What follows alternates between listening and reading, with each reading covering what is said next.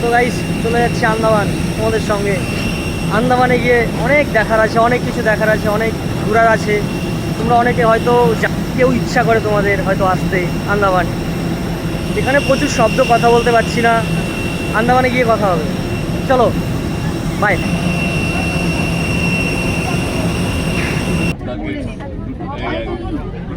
So finally guys বসে পড়েছি ফ্লাইটে।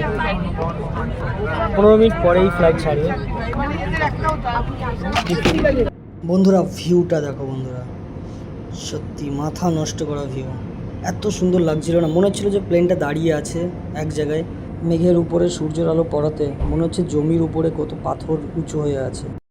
আর ওই ছোট্ট ছোট্ট করে যে দ্বীপগুলো দেখা যাচ্ছে ওগুলো আন্দামানে পৌঁছে গিয়েছিলাম। তো এই সময় না প্লেনটা কাত হচ্ছিল আর আমার বুকের মধ্যে ধরপড় করছিল, যে এমন দেখাচ্ছিল উইন্ডোর থেকে। ভয়ও লাগছিল, মজাও লাগছিল, কি বলবো আর। ছোট্ট ছোট্ট দ্বীপগুলো উপর থেকে দেখতে যে এত সুন্দর লাগছিল, বলতে বলতে আর একটা টান নিচ্ছে।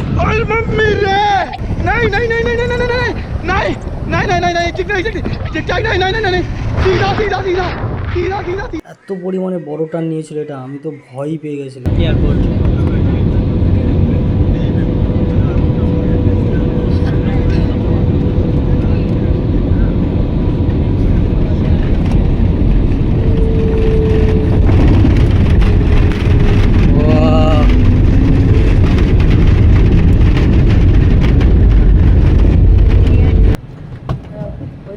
গাইস, আমরা পৌঁছে গেছি আন্দামান।